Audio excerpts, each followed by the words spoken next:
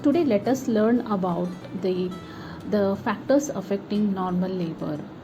Usually, we say as 5P are required for the progress of normal labor. In that, let us see which are all 5P. That first P is a power.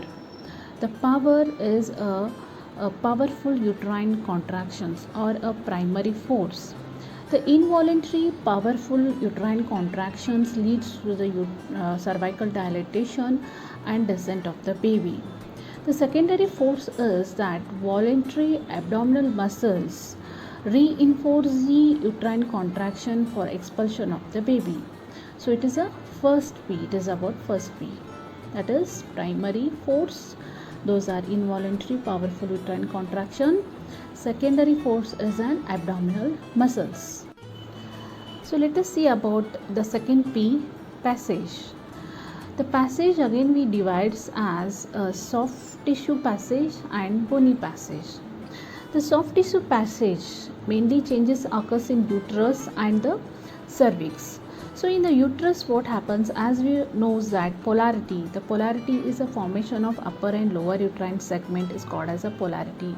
Here what happens, the upper uterine segments contract very strongly and helps for the descent of the baby, whereas lower uterine segments contract slightly and helps for the dilatation of the cervix.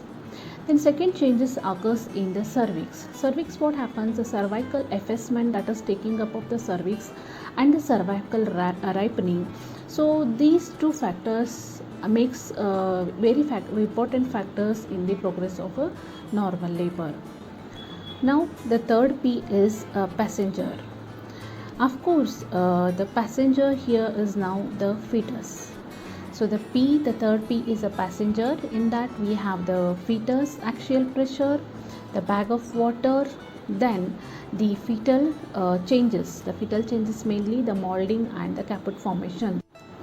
Next P is a passenger. Of course, now our passenger is a fetus.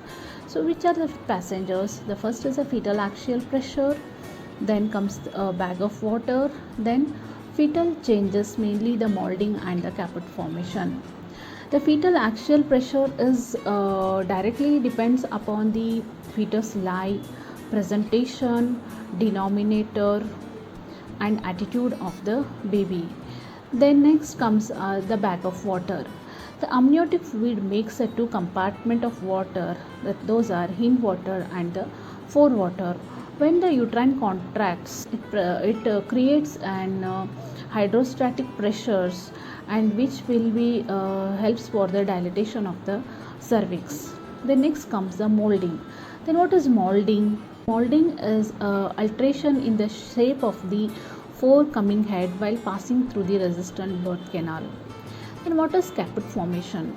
The caput formation is a swelling due to the stagnant of fluid in the scalp against or beneath the girdle contacts. The girdles are here nothing but a bone or a bony and cervical rings. Next P is position. The position is a relationship between the denominator and the fourth quadrant of the pelvis. The quadrant or the landmark of the pelvis is called as a position. The anterior position, posterior position, the left and right positions of the denominator of the fetus in relation to the maternal pelvis makes an important factor for the progress of labor. The next P is the psychology of the mother. Of course, the mother's level of coping, the level of pain perception, then comes the bearing down effects. These all factors makes the important factor for the progress of labor. So totally now the 5 P's are: the first P is power, second P is passage, then third P is passenger, then next fourth P is a position, then last fifth P is about the psychology of the mother. So hope this video was helpful you to understand the different factors which are all affect for the progress of normal labor. If you are new to my channel, please like and subscribe the channel.